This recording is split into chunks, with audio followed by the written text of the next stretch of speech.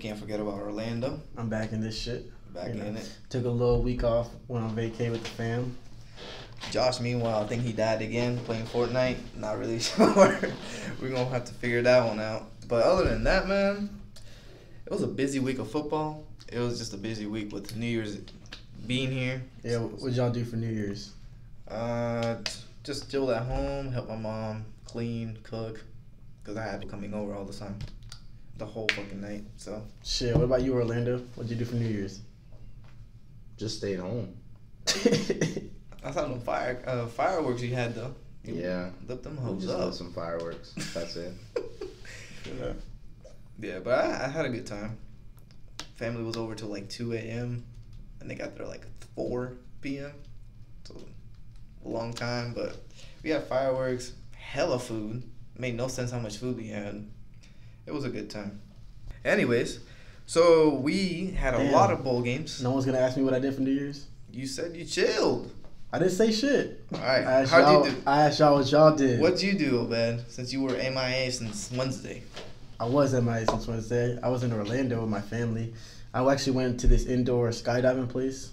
My aunt got me that shit for Christmas. Oh, shit. It was kind of cool. Definitely still want to go skydiving, like out of an actual plane, you know. But now I watched the bowl games. Watched a little bit of NFL. And then on New Year's, didn't do shit. Hung out with some fellas. Went to some dumbass parties that I totally regret. Was being petty to the last minute of 2018. Just throwing shade out there. Oh my Like god. that on my Instagram. Chill out. Alright, we're gonna move on. So we have hella bowl games, starting with Duke and Temple on Thursday. Duke destroyed Temple. They dicked Temple. It was 56-27. I think we talked about these games though. We did talk about these games because that's when me and Ryan got in an argument about how the second best team in the AAC got destroyed by the 9th best team in ACC. So never mind. We're gonna go on to the other ones. This is where we started. We had Purdue versus Auburn. Auburn put a lick on Purdue, 63-14. I mean, every pass that Stidham had was almost a touchdown. And they dropped all those points really in the first half. Yeah. They didn't do shit in the second half. So I mean, they could have if they wanted to, but you know, we got some type of moral compass here and didn't want to run it up any more than it was already ran up. Yeah, because it was, 56-0 in the first... I think it's 56-7, I think. 56-7. Yeah, Stidham had went for 15 of 27, 373 yards, 5 touchdowns. So pretty impressive there. Then we had a big bowl game. It was West Virginia versus Syracuse. Syracuse won 34-18 in the Campy World Bowl.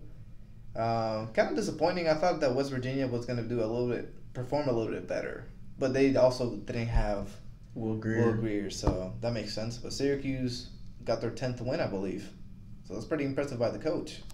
Then we also had a big game at night. That was a close game. That was definitely one that we had to watch. It was Iowa State versus Washington State. Washington State took it 28-26. Impressive game by both of these teams. And it shows you that Mike Leach can definitely coach anywhere. 11 wins at Washington State. I think that's the first time in a while. Yeah, shout out to Gardner Minshew, quarterback up there, graduate transfer, I believe. You know, this guy went JUCO. If you've seen Last Chance U, I believe he was on season 2. One of the last teams, or one of the only teams that beat EMCC, and he was the quarterback for that team. Or I don't know if they even beat them. I don't know. They got into the playoffs for JUCO on some weird shit, and EMCC couldn't because of the fight that happened at the end of the year, and they ended up winning the JUCO national champion. And you actually see him for briefly, a couple seconds when they show people from the team that won. And then he went to ECU, and then from ECU, he went to Washington State. And so he'll be going to the draft. I didn't know that. Yeah. That's pretty cool. Only reason I know that is because one of my good friends, that's his cousin. And so he's been talking about him since he got out of high school. Like, my cousin's the truth. And then, this year, he was actually almost a Heisman candidate at some point during the year, so that's pretty cool. Yeah, I think he finished, 5th. So Yeah. pretty good. Then we had Saturday. We have really big bowl games. We have Michigan versus Florida. Florida wiped the floor with Michigan 41-15. Impressive game all around for Florida. Definitely getting that's the 10th win.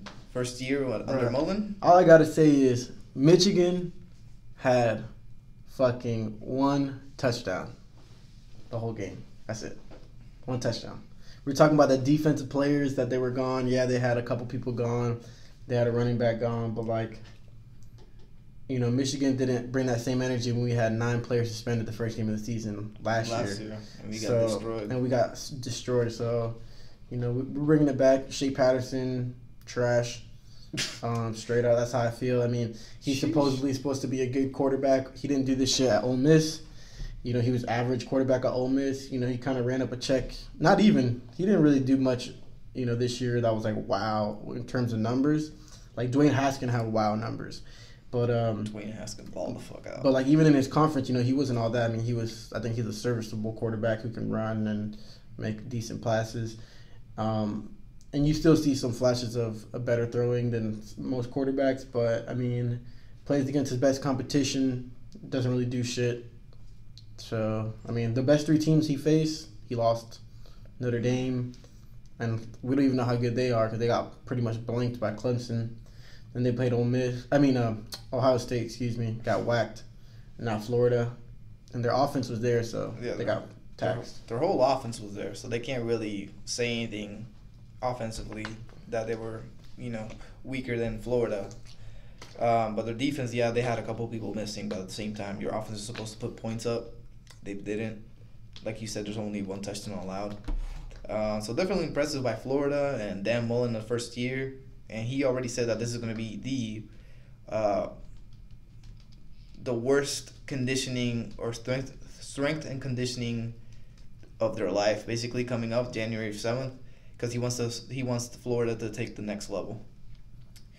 So we'll see about that one. And then we have South Carolina versus Virginia. I had South Carolina big time on this one. I thought Muschamp was going to get over the hump. But they got dicked. I mean, 28-0 to Virginia. There's nothing else I could say. Their offense was horrible. Their defense was obviously horrible. Then we have Arkansas State versus Nevada. I think you were the one that called this game, or at least you voted on our page. You wanted Nevada. We all voted for Arkansas State. I don't really have the proof for it, but I think you did vote for Nevada. It was a close game. Arkansas State was winning the whole game basically, and then Nevada got a second touchdown or field goal or something like that.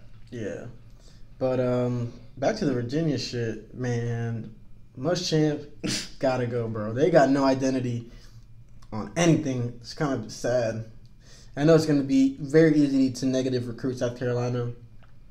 And, I mean, it's not like much that we got to negative recruit about, but they do got a couple defensive players that are pretty well ranked every year. So hopefully somebody can snag them off their board because, I mean, I don't know what the hell they're doing. Will Muschamp get recruiter, but not, obviously he can't. I don't know what his coaching ability is. I don't even know what happened because I just thought Jake Bentley would be doing better than he has been. I mean, he throw 40 passes, only complete 17, 2 interceptions. I don't know. I mean, he did pretty good this year. He had 3,100 yards, 27 touchdowns. I'm talking about this game, though. Oh, no, this game he did horrible. He had 218 yards, 2 interceptions, and no touchdowns, obviously. Obviously, definitely something that keep an eye out because this is, 4th year of Muschamp being there or 3rd year? And he hasn't really accomplished anything. He always finishes 3rd or 4th in the SEC East. He gets all these recruits. So why is he not performing? But moving on from South Carolina, Notre Dame and Clemson. This was a disappointing game. Obed been calling it since I've been the saying first this shit episode. I've been saying this shit since the beginning of the season. Notre Dame is exactly who I thought they were. Overrated as fuck. Trash. Brian Kelly. I mean, you're independent, bro.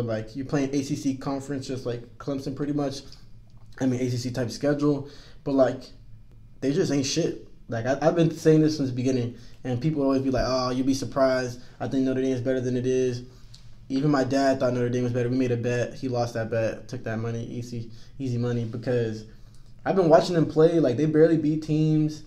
and they just don't really look good. Like, they haven't really played anybody with a strong defensive line either.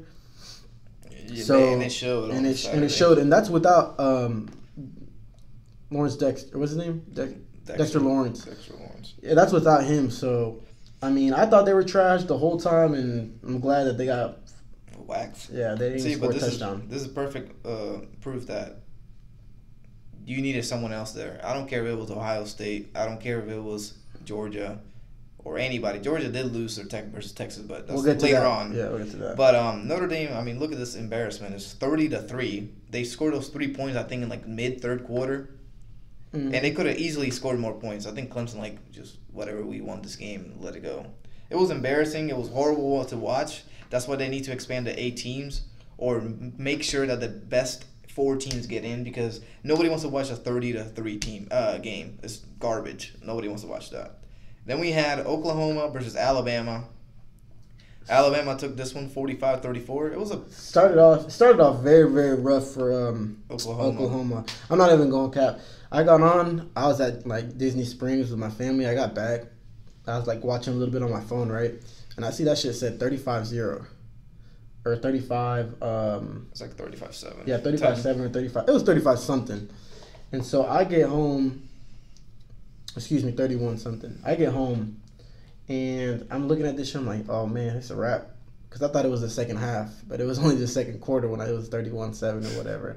I'm like, oh, shit. And then Oklahoma comes out. Kyler Murray doing his thing. Honestly, the only reason Oklahoma was in the game is because Kyler Murray could run.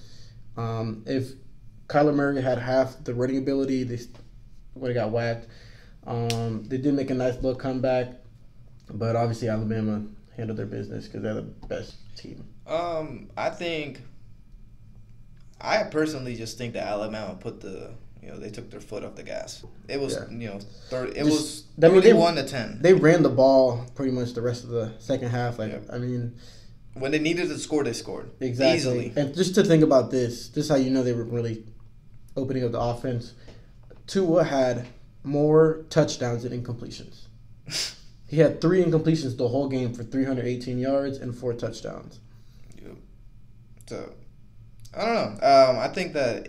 I think somebody said it on TV. It was like, if Alabama would have kept passing the ball, this game would have been 56-10. Yeah, mid third quarter. They just ran it. They played into Oklahoma shit just to run the clock out, which is running the ball. So I mean, overall, Alabama pretty much dominated. The scoreboard doesn't really reflect how dominant the performance was, in my opinion. Because once you start, like you said, running the ball, and you're not attacking the other team's weakness, you just want to run out the clock, then, I mean, that's why I got closer.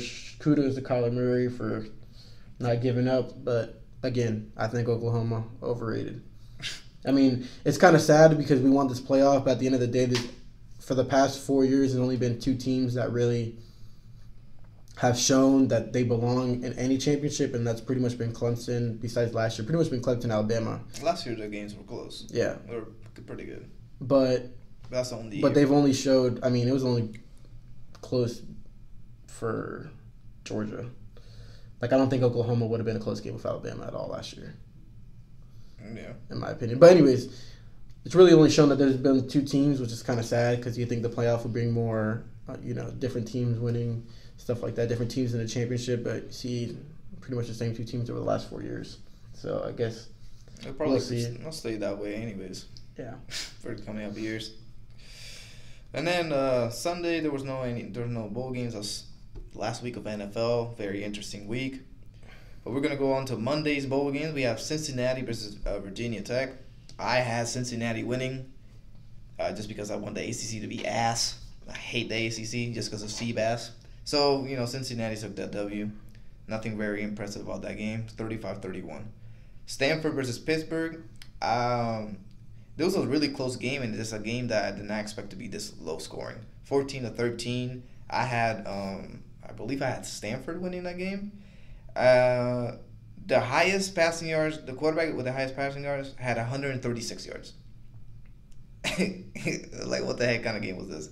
And then the running back from Pittsburgh balled out, though. He had 16 carries, 123 yards, 1 touchdown. But other than that, the game was just really boring to watch.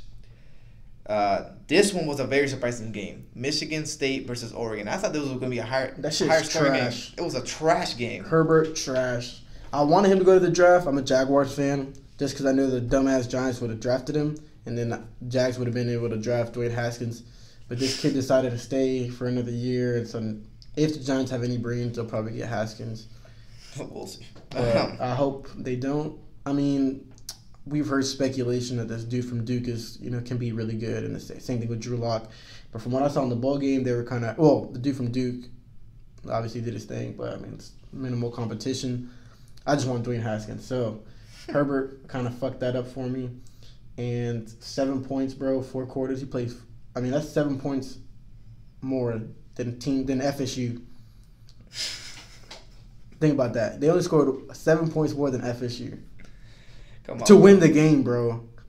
And FSU didn't even play the bowl game. Come on, bro. Chill out. Don't put him like that. Come on now. Don't do Shit, that. it's better than Miami. Miami only scored 3 points. but still. Miami Anyways, got dicked. so then we continue with Oklahoma State, Missouri. That was a good game. I was mad about that one. Missouri. Bro, I don't know what's going on with all these other SEC teams. It's like they came to the bowl game, they forgot how to tackle. Like half the SEC teams forgot how to tackle it. Missouri, probably one of the worst tackling performances I've seen outside of Georgia.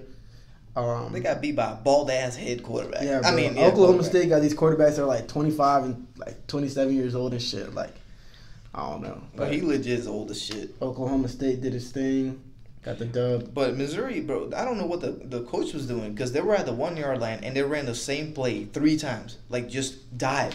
Just literally QB sneak it. They were running it. I don't even know what they were running, but it's just horrible play calling to win the game, and then horrible passing at the end. But whatever. Moving on, we had Northwestern versus Utah. I personally had Utah winning, but they lost 31-20. Pretty. It was a good game to watch. If you're Northwestern scored 4 touchdowns in the third quarter. Third quarter, bro. Yeah, Think that's about kind of that. crazy.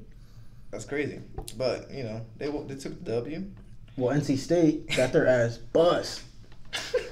Kellen Mond, that running attack was just all over NC State. They couldn't stop that shit for anything. 52-13. And it's crazy because I seen earlier on a tweet, Danny Cannell, whatever. Bro, Danny Cannell's like, that shit needs to be fired, bro. He already got fired by ESPN. He about to get fired by Fox again. Bro, that guy's so trash, I need bro. him to take a drug test, bro. He be saying some dumb shit. Like, literally some of the dumbest shit, bro. He said he makes everything black and white, but when you turn the argument against him, he somehow gets in that gray area, but when you try to get in the gray area, he'll cut you off. That shit's retarded. He basically said earlier in the season that this was like NC State was 7-1 or 7-0 going into the Clemson game. And basically they said that if the NC State had SEC logo next to it, that they would be a top 10 team. That's literally what he said. No, and now we see that shit just got whacked. 52-13 in Jimbo's first year. Fuck out of here. Tuesday we have some interesting games again. Like you said, Mississippi State completely forgot how to tackle in this game. I mean, at one point it was like 20-6. They did come back. They did come back, but it was too late. Only 30 seconds left in the game, and they were trying to throw the ball. Iowa did not have one flag called on them the whole game. Did they? They didn't. I mean, didn't. They didn't. It's kind of crazy. It's a crazy stat. Pretty well coached team. Kentucky. But it seems like they're always in the Outback Bowl. Yeah, every year. Like every single year, they go 8-4. They're always going to be there. I think their fans already got places there. Yeah. Kentucky was able to hold off Penn State, and a big. That was a big game for Benny Snell. Oh yeah. He broke the career rushing yards at Kentucky. He's a baller. He's going into the NFL now. Yeah. I think. Well, you said you want Dwayne Haskins and Benny Snell on your team. Yeah, I would love if we could draft Dwayne Haskins and Benny Snell and trade away Leonard Fournette and then get some picks or some shit. I don't know. That would be wishful thinking, but that'd be kind of lit. I like Benny Snell. I like the way he runs the ball. Yeah, he's very aggressive. I like him a lot, except when he beat the hell out of Florida. Other than that. So then we'll continue with. I think we'll leave the most interesting game for last in terms of controversy, LSU UCF. So then we'll go Ohio State Washington. That was Ohio State dominated the whole game. Washington Till the fourth quarter, yeah, they started to make a comeback. And again, it was like 30 seconds left in the game. They were trying to get the touchdown, but it was too late. But it was an impressive catch by one of the receivers there. Pretty cool from Washington. And then the last two games that we had overall were LSU. Actually, we're going to leave that alone. We're going to have Texas and Georgia first. Georgia embarrassed themselves, embarrassed the SEC, and embarrassed Kirby Smart. Nah, I'm trying to tell you, man. Kirby Smart, he's might be another Mark Ritt, you know.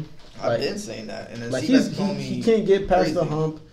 Like I had a bet. I could have made a bet with my dumbass friend Seabass because I'm very confident in the SEC. I hate Georgia, but just for the fact of the SEC to look good, I want Georgia to win. But I'm okay with them losing because fuck Georgia.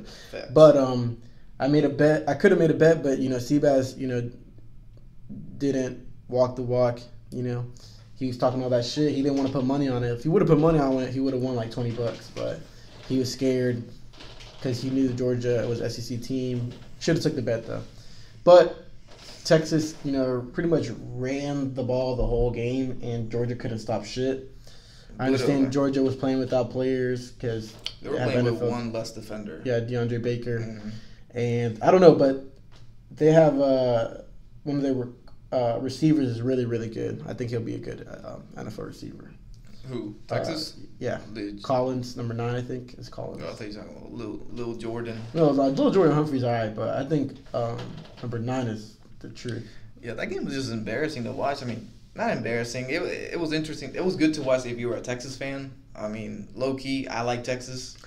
But they just dominated the line of scrimmage, which is what wins you bowl games and what wins you games, especially in the SEC, playing the SEC. Sam Ehlinger was literally running all over the field on them. He scored, I think, like 2 or 3 touchdowns running. Let's see. He had 1, 2, 3. 3 touchdowns rushing. What I will say, though, is that Texas defensive coordinator was like... He was dialing He was on them shits the whole game, bro. He was ahead of Kirby Smart's offense the whole game. Like, I was watching that, and I'm like, damn, bro, that blitz is perfect blitz call right there. And it looks like Georgia just didn't have an answer for it or didn't have the right passes plays dialed up because pretty much whenever a linebacker blitzed, there was nobody running into space. So, they never really lost. Like, there was never a hole in their coverage because there was no receivers where that blitzing man was coming from. So it just looked like they were always one step ahead. I don't know if Georgia was missing their defensive coordinator. Obviously, just took a new job that could have had affected it, but whatever. No excuses. Texas just ran flat, beat Georgia in the trenches, and just dominated them the whole game. And again, that score indicates something that really wasn't the game. Like, Texas was dominating the whole game. Like, that 28-21 wasn't a close game. Mm-hmm. Texas, Texas won that game since the first play. Mm-hmm. I watched the whole game. Actually, shit, before the first play, when that damn... that bull. The bull was out here trying to kill the Ugga dog, whatever. Ugly as shit. Shit was trying to run him over. The horns and shit. I was like, God damn. He definitely set the tone for that game. Yeah, I seen that too. That shit was funny, bro. Trying to mollywop that dog. Mm-hmm. So then the most controversial game out of the whole bowl, that's including the championship game. I mean, this was LSU versus UCF. UCF fans the whole year saying that they're national champions, saying that they deserve to be in the playoffs, saying that they can beat anybody in the SEC. They did not beat a scout team in LSU. Yeah. So my take on this is, I'm gonna be fair. I think one, UCF is a very good team, very well coached. Facts. I had no problem with them up until their fan base started to get cocky. That's the best way to say it. They got really cocky, and I was rooting for UCF because I like that underdog story. But then when your fans start it's almost kind of ruined the experience for you.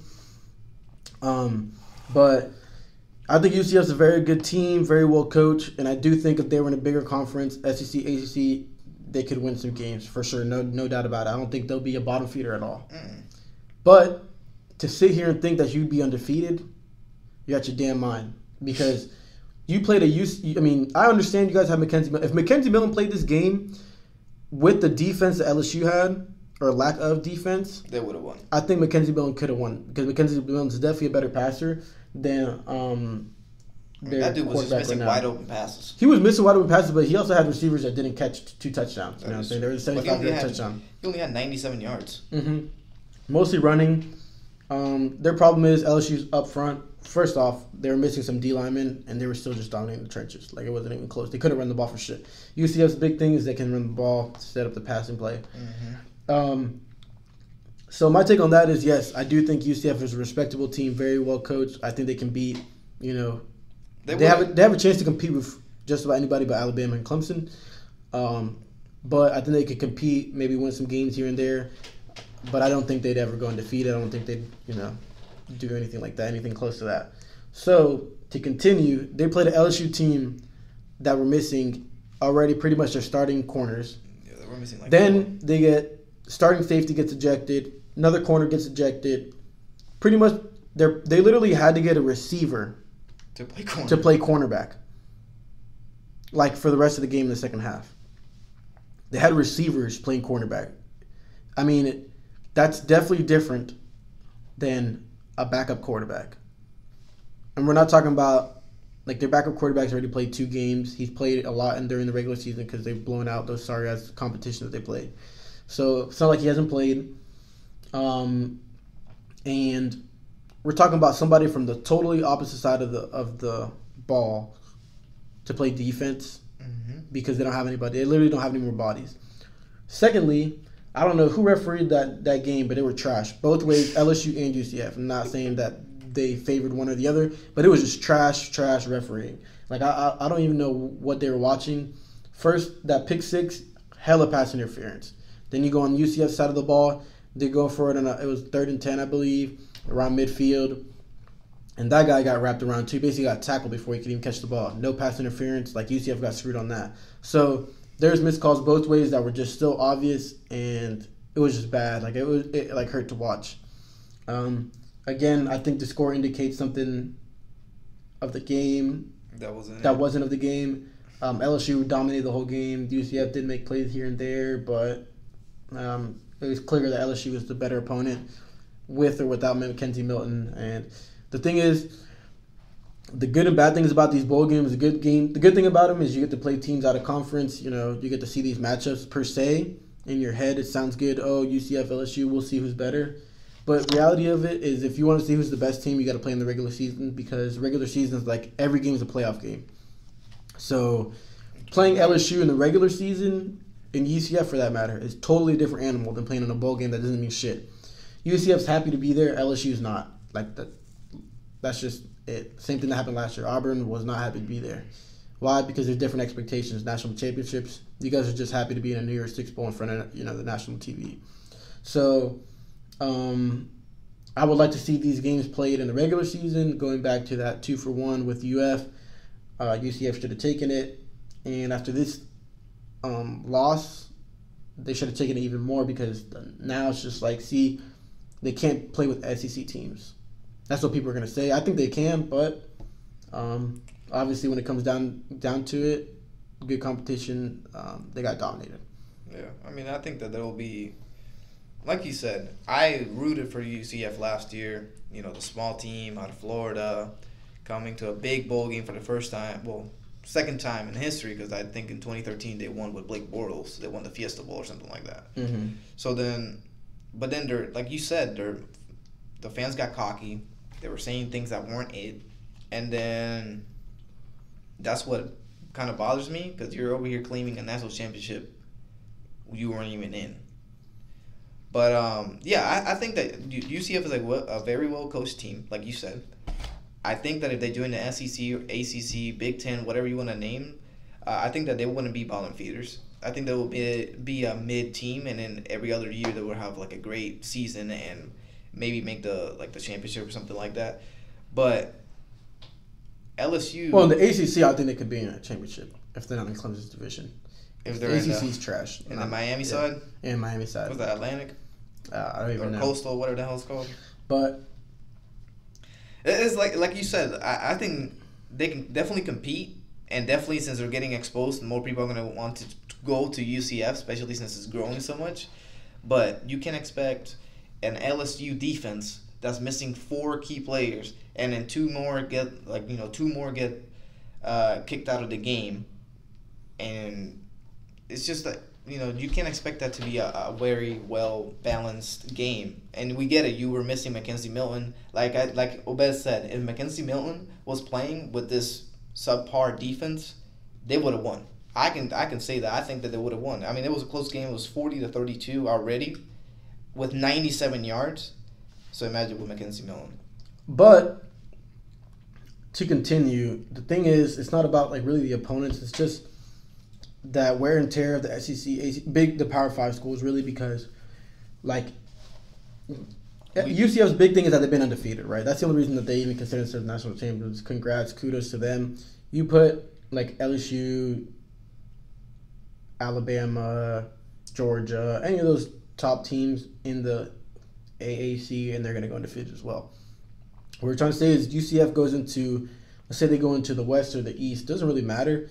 They go into the West, they got to play LSU, Alabama, Mississippi State, Texas Ole A&M. Miss, Texas A&M, like back-to-back weeks. There's like no breaks. If they go into the East, they got to play Florida, Georgia, Kentucky, back-to-back weeks. Like if any team really goes undefeated, they're pretty much going to win the league at that point. And that's what's shown. Like the team who wins those 3 games and their division goes on to win their side of the conference. Right. So it's very unlikely, like I think UCF's good and all, but to go to Georgia, to Florida, and maybe a home game in Kentucky and win all 3 games, I doubt it. Highly doubt it. But we will never know because they don't want to join anything more. And now a word from our sponsors. We're back in. All right. I found an interesting question on Twitter the other day. And it's, should Kyler Murray scrap his MLB plans to try becoming the NFL's next superstar QB? Hell no. I'm going to shut that shit right now, bro. Kyler Murray already got a $5 million signing bonus to go with the Oakland A's. People are trying to compare him to Russell Wilson. All right, this guy's a way better baseball player than Russell Wilson was. This guy was drafted first 5 rounds. When you do that, you take that money and run, son. Any baseball player knows that shit. If you get drafted first 5 rounds, fuck school. You guys are going to get paid. All right. Kyler Murray is obviously a great athlete. At 5'9", if that, he's shorter than Russell Wilson.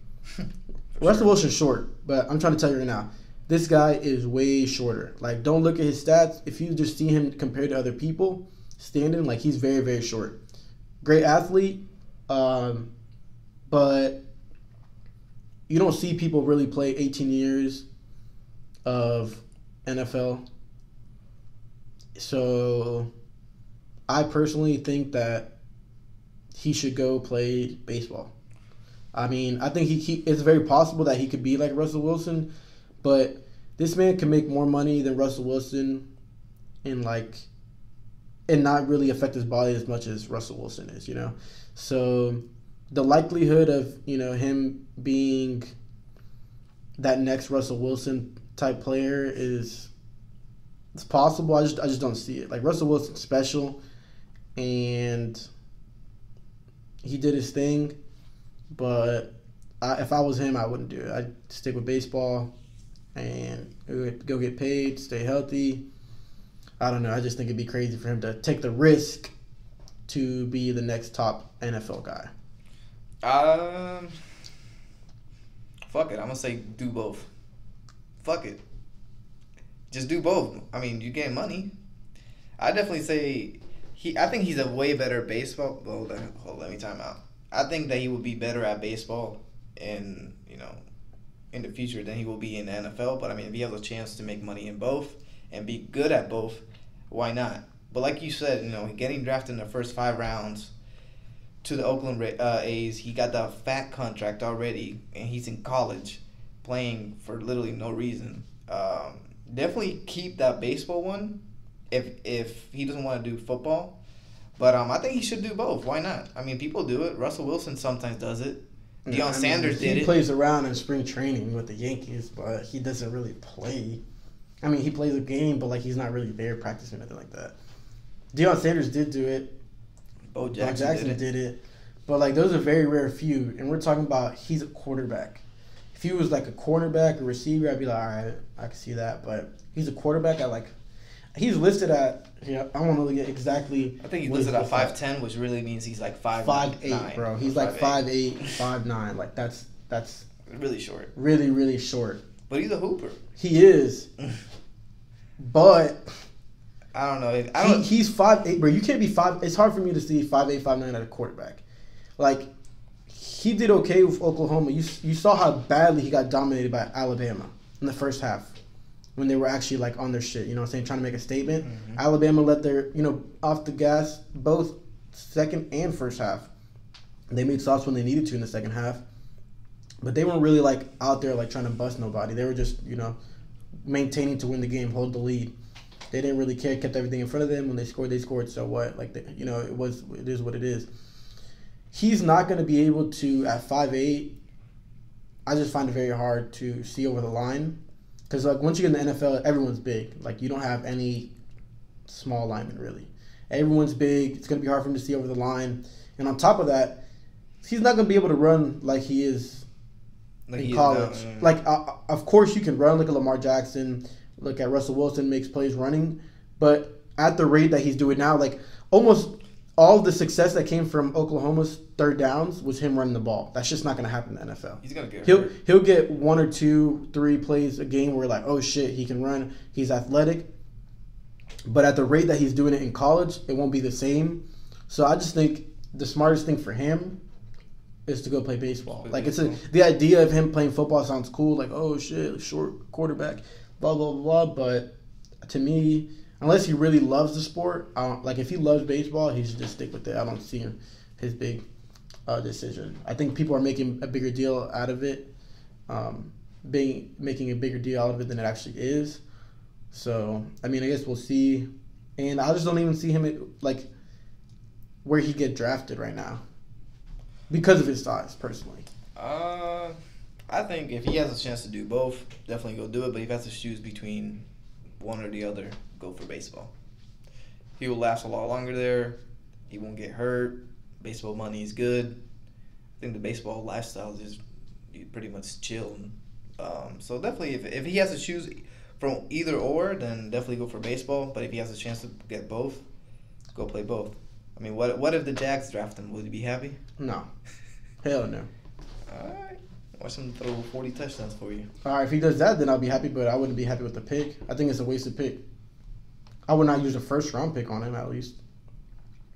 I wouldn't either, but that's fine. So, big news this weekend after getting blown the hell out by Wisconsin. Mark Richt retired after many years of coaching, out of nowhere, out of the blue, and Manny Diaz became the new head coach for the Miami Hurricanes. What do you think about that? Well, from what I've heard is that they were trying to get Mark Richt to fire his son, and Mark Richt wouldn't do it because of his pride, obviously. So he retired on their mutual terms of their contract. And then literally the same day, Manny Diaz gets hired, and I think it was the easiest hire they could do. Obviously, it was easy because it happened the same day. I know a lot of Miami fans were talking about Mario Cristobal, and then they don't get Mario Cristobal, and they're like, "See, shit, we wanted Manny anyways." I thought they were gonna get Manny from the get. As soon as I told in our group message, I was like, "Watch, they're gonna get Manny," and they're like, "Oh, I don't think that's gonna work because of his contract."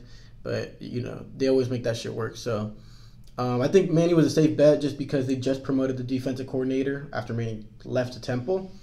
So if they were gonna get a new coach, they'd have to eat up his contract and Rick's, and pay off whoever's, let's say Mario Cristobal, pay off his contract, buyout contract. So it would have been a whole mess, and I think it was the safest hire because now that they can keep the defensive coordinator, Manny Diaz obviously was just here. He's good for recruiting. He obviously brings a spark to defense. I don't know what happened to his defense against Wisconsin, so I don't know what kind of indicator that is of. I don't know. he can either be very good or he'll just be like any other Miami quarterback. I know it's a shitty statement to say, but I see the potential because Miami of his quarterback or coach? Coach, excuse me. I see the potential in him because he brings that, that I want to smash mouth football in Miami, and he's like from the area. He's been there for a while. So I see the potential with him being that with that attitude, and especially with recruiting. Obviously, the people like him a lot. He's cool. He's young. But when it comes to coaching, I guess really all that matters is to see what the offense does. We'll have to see. This is his first gig. But we'll have to see what offense coordinator he gets. I think he got the dude from UNC, Fedora, yeah. Which is a good hire. Well, but Fedora apparently is getting might get an offer from Temple, so. Oh, to be head coach. To be a head coach. So if it's like that, never mind. So I don't know. We'll see. I think that it was a pretty good hire. Like you said, he's bringing that character back of smash mouth football, that old school football. The only thing is that we don't really know what his offense is going to be composed of. He said that he wanted a fast, aggressive offense. He wanted, if you're doing it on defense, do it on the offense as well. I just don't know how exactly he's going to do because this is his first gig. And this is a major coaching job. Miami, everybody wants Miami to be good again and everything like that. So for him to go from D.C., and he did get that stepping stone to Temple to see how he was going to do, but he didn't even get that. He's going straight to the job. But I think it's a good hire. I think it will eventually work well for them. They just need to get the right offensive coordinators and everything. I think they need to get the right pieces. I mean, but he can recruit. He can recruit, and going to the player side of this is exactly why I don't have a problem with transfers or even transfers playing the first year. Because, look, this guy literally just went off for 2 weeks, recruited players to sign with his team, and then just left them behind. With Temple, yeah. Like, that's kind of fucked up. And so when a player wants to leave, I don't see why that's a problem, because a lot of players get put into situations where, they get recruited by a coach, and the coach is not even there. Like, I think that's unfair to them as well. So I think on that player's side, I think that's why I'm okay with them transferring and leaving, because it is a business, and the players see it as business too. It's not just coaches. So obviously that comes with limitations, not just every year you can transfer, but he did show some, regret, and that this was the only job he'd take for him to leave Temple like that. But I totally understand. I would have did the same thing if I was him too. More money, more exposure. So, yeah. See, I am going to say this. I am impressed by Manny Diaz not really coaching, but really getting his program together, because he's already going to have his full staff by today. He already said he wants everybody to be there by Thursday. Yeah, Willie Taggart was looking for an OC for 3 weeks. So he's finding everybody. I see a lot of FSU people are like, dang, he already got that shit done. That shit speaks matters to who Manny Diaz is, because people want to work with Manny Diaz. Nobody wants to work with Willie Taggart. That's literally what it's showing. Like, this guy got Browse. Okay, Browse comes down from a Big 12 lineage where his dad was the coach at Baylor, and they air it out. Okay, they air it out in Big 12. Every fucking team airs it out in Big 12. Literally, every team. Every team. So, to me, that's not impressive. Then he went to Houston after the whole commotion. And Houston's been airing it out forever, too. Let's not forget, Case Keenum is the yardage passing leader in the whole NCAA. Yeah, 13,000 or shit. So, whatever he's doing has not been impressive to me. I think, he's a serviceable coach. And he's a coach because his daddy was a coach. So, to me, Willie Taggart's getting, second tier, pretty much people's leftovers.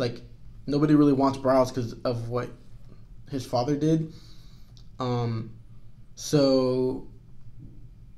Manny Diaz is getting the people he wants. He's not getting leftovers. You know what I'm saying? He's getting to pick as opposed to getting what's left of what other people didn't want. Yeah, the 6th, 7th option. Yeah. Apparently, Manny Diaz had a lot of people calling to be calling to be him. And he said that there's a 4th option right now that if that 4th option can make it work, then it'll be a wow hire. So we'll see.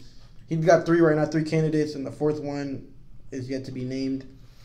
So I think he'll have an okay season next year. But once he gets his own kid, I mean, he definitely kind of has his own kids already because he's the one that's been recruiting defensively specifically. But I think that if he gets those 2 or 3 years under his belt, learns what his coaching style is, I think he could be a pretty good hire. So I think it's a good hire by Miami. We'll see how it works out. But especially. So some of the people that he's been in contact with has been obviously Fedora and Major Applewhite. That's been some of the big names that have stood out in the offense coordinator search for Miami. I remember somebody when Mark Richt retired, somebody said Rex Ryan to be the next head coach of Miami. Who the hell would want that? Me, as a Florida fan, I want them to draft or get. I mean, same here, but I'm talking about as a Miami fan. Why the hell would you want that? I don't know. That's personal. As well with Blake Baker, he might be going to Louisiana or from Louisiana Tech to Miami as defensive coordinator. So those are some of the guys he's brought in. Obviously, Banda was their defensive coordinator that got promoted after he left. He's going to be co-defensive coordinator there, and he's got Mike Rumpf to stay on the defense, which I think is pretty good. So we'll see. This could be like Mike Rumpf's there? Mm-hmm. So he left Tennessee? Yeah, he's been there since last year. Damn. And so, my dude. I think Miami could be heading in the right direction with Manny, but it's going to take some time just because of how this recruiting class really screwed them for years to come, and they're in a position right now with lack of quarterback, there's just uncertainty right there. So, but they're looking to get that quarterback from Buffalo. Which I'm really high on. I really like him a lot. He's 6'7", 250, can run the ball, threw for over 4,000 yards. So if they can get him, that's definitely shows you how Manny Diaz is trying to maneuver this program back into what it was. So we'll see. If they do get him, that will be a big addition, especially to this class that's so low. Right now, I think they're ranked 33rd still, unless they got some commitments. So if they can get a quarterback like him, who's experienced already, I think that will be a good, just a good overall get for them because they need it, especially for next year. And then we're gonna talk about a little bit of recruiting wise. There's a lot of people out there. So as a Florida fan, who do you want to go get? Shit, Henderson. C.J. Henderson's brother, yeah. Wide receiver. Mm-hmm. Yeah, I definitely want him. I think he has Tennessee outside of FSU, people that we've been in contact with. Yeah, outside of people we've been in contact with, I want him. He's new kind of to everybody. Obviously, if we can get Chris Steele, I mean, that'll be a great. That's what we want, and Elam, and if we could steal Fuller from FSU. I don't think it'll happen, but if we could take anybody from FSU, I'll be happy just because FSU won't have him. I don't care if they even sit the bench at UF. As if FSU doesn't have him, it's just bragging rights to say, hey, we stole this guy.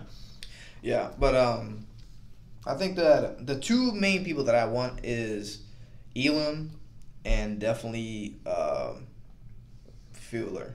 Just because we need... I want Chris Steele, sorry, but the main two, I want Elam because I want the reputation to keep going.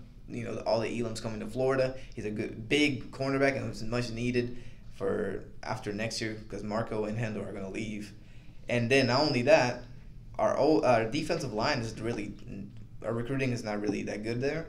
We were talking to the guy, defensive Charles tackles. Moore. We have defensive ends. We have defensive ends. We got that. Defensive tackles is what we need. But we don't have because we're talking to Charles Moore. We're just talking. He's getting that official visit coming to Florida. He's a commit from Mississippi State, D tackle, and then Quashon Fuller I think is coming the same weekend as him. So hopefully we can get rope both of them, especially since Dan Mullen was a previous coach at MSU. Maybe we can have that there. But definitely Elam and Chris Steele are those are the main four that I want. Offensively, I think we're pretty much good. If we can get R.J. Henderson, that would be a good get because I think he's 6'2", fast, physical, and he's C.J. Henderson's brother. So who wouldn't want that? I definitely just want him just because we have. We've recruited athletes here and there, but I want a good receiver. I think Van Jefferson can be that guy next year if he stays, but I need somebody who's going to be Alabama always has at least one receiver that is just Who go gets it? he's a playmaker. He'll make those spectacular catches at Julio or Ridley. Now they have a good They have a good core. they have a good core of just receivers in general. So I would like somebody who's going to be more than just 20 catches a year, which is what we're having. And I think that'll come with the offense next year as well. Developing the offense. So I would like somebody like that. I think he can make those kind of plays. I think Copeland could be that, but he was injured the whole year, so we don't really know. Plus, Yeah. we redshirted him. But I don't think any of our wide receivers are leaving, which is kind of the thing that's holding back a lot of wide receivers from coming. Just because we still have Van Jefferson. We still have Tyree Cleveland's not going to leave anywhere because he broke his collarbone. He didn't have that great of a year. Josh Hammond's coming back. Trevon Grimes coming back. There's a lot of people here. So it's kind of a little bit cluttered. So that's how I think we might not get Henderson. But I just hope if Henderson doesn't come here, go take his ass not to FSU. But the thing is that we're cluttered for the senior class, though. Like, all those guys you named are all seniors. Well, Grimes isn't, but Grimes will be a junior. Mm-hmm. So we're going to have all upperclassmen. Like, Van Jefferson's gone after next year. Josh Hammond's gone after next year. Cleveland could be gone after next year. Oh, he is. He is a senior year next year. So those are already three receivers. Like, we need to replenish that. So, yeah, maybe for him, maybe starting time as a freshman, UF might not be his best. But, like, looking into the future, I think we will definitely need him. Yeah. Yeah, that's true because most of them are going to wide receivers. That's what a lot of people are saying, that we're focusing more on defense this year and then wide receivers next year plus running backs. So we'll see about that. But other than that, man, what is your take for the championship game? Alabama-Clemson. Shit. What do you got? I think Alabama's the better team. Is Dexter Lawrence playing? Lawrence Dexter? I don't know. I have no idea. Because he's a big difference maker. Just because, like they said, Brian Kelly said against Notre Dame, is that they were double teaming one of the defensive linemen from Clemson because Lawrence wasn't there. And he said he would have never thought about double teaming anybody on that defensive line, but because of Lawrence being out, they're okay with doing that. And I think Alabama will do the same thing to try to, get past that defensive line. So if he's playing, then it could be a close game. I don't know, man. I just think Trevor Lawrence is a baller. So for years to come, that Clemson offense is going to be legit. I got freshman and sophomore receivers, sophomore running back. So, but for this game, I don't know. It's going to be tough, man. If I was to put my money, I'd put my money on Alabama. But I would not be surprised if Clemson, can pull off some crazy shit at the end of a game like they have before with Deshaun Watson. So it'll definitely be better than last year's game that they had because Kelly Bryant can really throw for shit. But Trevor Lawrence, I think he's a really good player.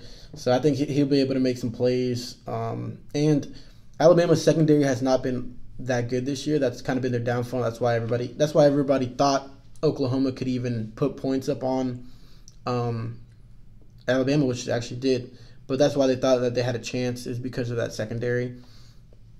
So I think that same thing. They have the very young secondary, and I think they can get exposed very well by these receivers from Clemson because they're big, strong, and fast. So if he has time in the pocket, Lawrence, then he can make some plays, and it'll be a very interesting game. But if I was to put my money on somebody, I just can't go against Nick Saban in a championship game again. So I'm going to go with Alabama, but again, I wouldn't be surprised if Clemson can pull something off at the end, and it's just very competitive. I don't think that – I'm looking it up. I don't think Dexter Lawrence is playing this week. There's no update on it yet as of Monday, just because that's what Dabo Swinney said. And apparently they could be facing a whole year suspension, but Dexter Lawrence is a junior, so he might be leaving, right? He's a junior? Yeah, Dexter Lawrence is going to the draft. So he's going to the draft anyway, so it doesn't really matter to him. But his backup is good enough to compete. But yeah, you can't go wrong with old St. Nick. I think Nick Saban is going to get this one and add more rings to his hands. But is this going to be a close game? although I say that Alabama's going to win, I will not be surprised if Clemson pulls some stuff, pull some strings and win the game. What's his name? Trevor Lawrence is a baller. He's been proving it all year. All year. And the running back from Clemson is a freaking monster. Etienne. Yeah, whatever. Travis Etienne. That'll be the big thing. If he can run the ball, then Alabama could be in trouble. If they can move the ball, running the ball, shit, Alabama could be in trouble. I don't think it'll happen. Obviously, I think he'll have a couple runs here and there, and he'll be serviceable. But in terms of running it all over Alabama, I doubt it. And so, but he's a very good running back. Yeah, I think if big thing here again, if Clemson can completely dominate the line of scrimmage, they're gonna win the game. Because Trevor Lawrence can air out on everybody. Doesn't matter who it is. Like you said, Alabama's secondary is a little bit inexperienced because there's a lot of freshmen, sophomores playing. So if he can air it out plus have a running game, I know the defense is going to show up. Devil Sweeney's defense always shows up to any game. So if they can control the line of scrimmage and get that going, I think then yes, they can win. Yeah. But other than that, man, do you have any New Year's resolutions? New Year's resolution. Yeah, lose weight for this wedding. Yeah, my boy Eddie getting married in November. It's just crazy, bro. 11 months. That shit finna be married. 11 months, bro. But yeah, just lose weight and just be overall a better person. Feel like I've been an asshole lately, so I need to fix that on myself. What about you? Shit, this year, my biggest thing is just actually budget. About to graduate in spring. Shit's about to get real out here. I can't be fucking around spending money on dumb shit anymore. Yeah, like buy an iPad 4 times in 1 month? Nah. Yeah, actually, though, like, I've been spending too much money, especially at Best Buy. So, I think once I start working again, then I just need to start budgeting and just start saving more money, get a little bit more serious about life. That's probably my biggest thing, is just learn to budget better.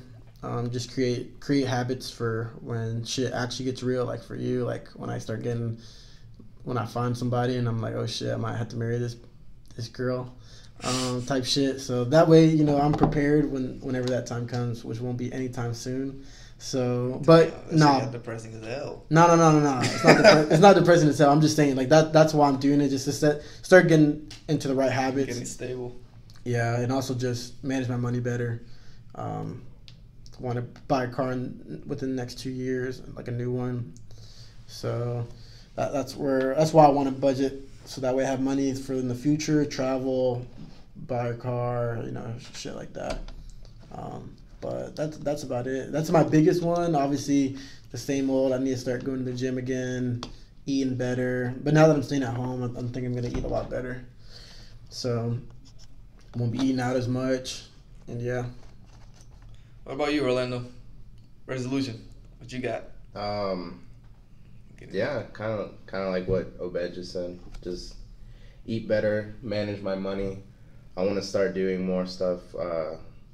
Aside from the podcast, maybe some YouTube work, shoot some. I'm really into video, so I want to try and start shooting some video and all that. Yeah, man, for sure. Shit sounds dope. But anyways, if any of you guys want to hop on this podcast, message us on Instagram, CollegeFootballDive. We can give you a 10-minute segment with you. You can say whatever you need to say. Like I said, comment on our podcast.